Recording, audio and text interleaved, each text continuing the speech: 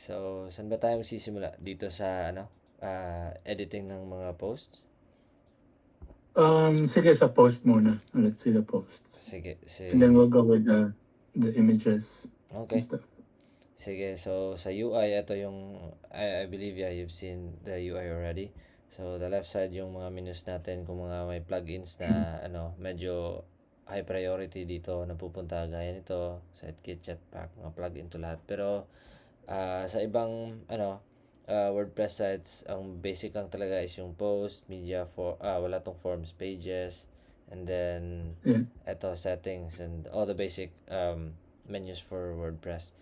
And so Mm-hmm. for the post, minsan baka may ma-open kang ibang WordPress admin, yung iba may blogs tsaka post. Basically same sila pero kinakategorize nung blog plugin yung blogs. Depende sa setup ng theme. But for Speak Mm-hmm. Easy, I think this is very straightforward na theme. Di ko pa na ano yung theme nito. Medyo this is just a custom for Speak Easy. All posts. So, yeah, andito lahat ng post. Post. I believe you can search it already. And so, you And can, then if you want a specific post, you just edit it. yeah, you can just search it. And then, you could also filter it according to author categories and all other stuff that you can Mm-hmm. do here. Let's try to have a look at this one. So basically, itong Speak Easy, may dalawang editing methods dito. First one is the native editing tool ni WordPress, at which you can only Mm-hmm. edit certain stuff, particularly the content, and some of this stuff right here. But basically, um, saan na to? Post to, di ba? Let's see some post na may content. Yeah, that one's in empty. Oh. Saan ba? Categories. Ito, mga featured events. Filter. Yung ibang mga post dyan, sobrang tagal na. Hindi na Oo. ano. Di na-archive. Ay, walang featured events. Wala siguro. I don't, yeah, parang wala atang postings yun yung website nila. So, siguro. Parang notes lang to. Parang notes lang. Sige, I think I'm good with the posts. Okay. Sa Images na media lang. na lang siguro, like images and stuff. Okay. So, let's go with the website so we can actually see what's going on. Say for example, kasi gaya ng sinabi ko kanina, may dalawang type ng pag-edit ng post and pages dito sa WordPress. First one is the native editor, and second one is Elementor dito sa Speak Easy. So, if Okay. you want to change, let's say, this images right here, kung naka-login ka sa admin, makikita mo itong banner sa taas, itong admin banner. Right. Okay, so you no longer have to go in here to edit this page right here. Okay. You just gotta click Elementor. I don't think ginagamit nila yung WP Bakery. It's the same with Elementor. Elementor and WP Bakery is a website builder for WordPress that you don't have to code. Try natin i-open. Parang drag and drop lang talaga siya. Naka-GUI lang yung pag-customize ng site. Yeah. I think it's easier to use the Elementor because it's more like drag and drop, right? Yeah, right. So Okay. for editing images here, particularly on the pages, click mo lang yung image. I-navigate muna kita sa UI ng Elementor. So on the left side would be all the stuff that you want to add and you want to edit dito sa page mo. Gaya nito, meron tayong plus sign at which maraming mga blocks and elements dito na pwede mong i-drag and drop dito sa page natin. So basically, ito yung page live preview nasa gitna. And then, this is the element blocks. And we also have the site settings portion at which dito natin chine-change na itong sa site, but I don't think na mag-change ka dito. So, focus tayo dito sa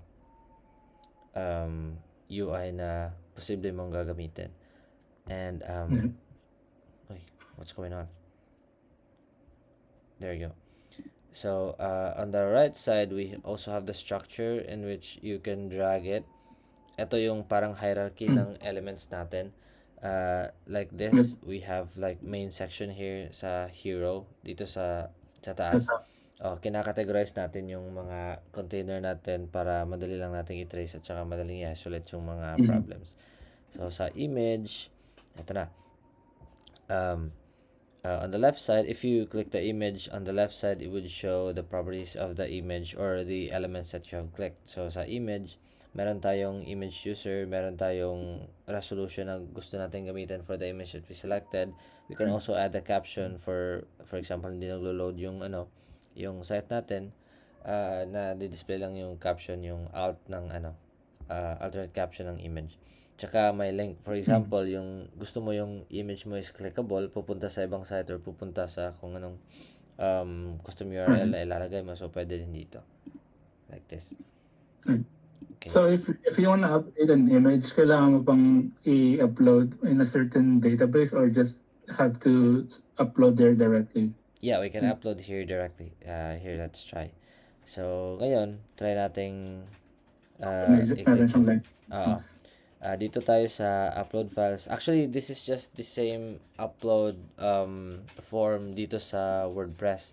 So, ina-inherit lang ni Elementor yung existing na upload form ni WordPress para sa centralization of data. So, we can select from our computer or we could also insert from a certain URL. Okay, and then Nice. excuse me, if uploaded na yung natin, for example, we want to use existing images, you just want to change the current image, so pwede din mag-select tayo ng mga existing uploaded na mga files. We could also search images, but we seldom use this. Kasi pag marami ng images, better to upload than to search the images, right? Bahala na magkakadoble yung image files. But most of the time, dito lang tayo nag-edit sa dito lang natin ginagawa yung uploading. So, Okay. after that, if you finished uploading it, you try to verify it, and then afterwards, you hit publish. Okay. And then, Sounds good. you could also like save it without publishing kung gusto mong pa-review muna ng mga MMs. And then you can just send this link right here up top so that mapipreview nila yung changes. But usually hindi na naman diretso live na. Ang nangyari kasi nung nag-try ako, doon ako sa native and then I didn't save anything. And then when I logged out from the account and then I refreshed the website, it looked broken. So I was like, I had to call Alex to see what's going on. And unfortunately, that time you were out of office. Oh, oo.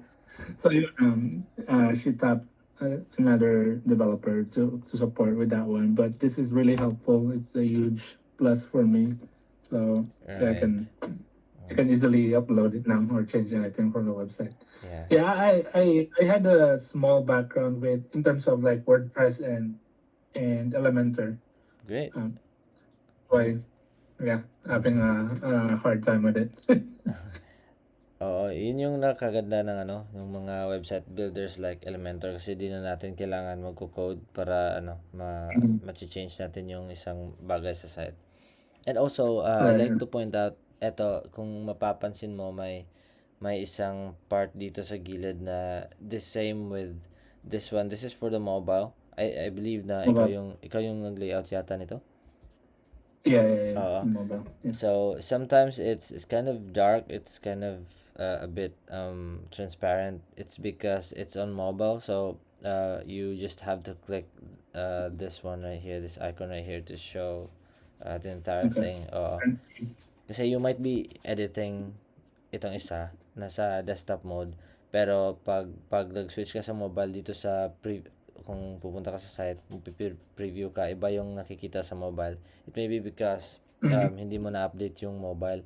Kaya you have to make sure that you also update these views right here. Good. Minsan 5 to, minsan 3. Depende sa configuration ng site. Yeah. Nice. Oo. So, ano pa ba? Any other questions for WordPress? I think that's it. Yeah. I kind of actually forgot about the Elementor.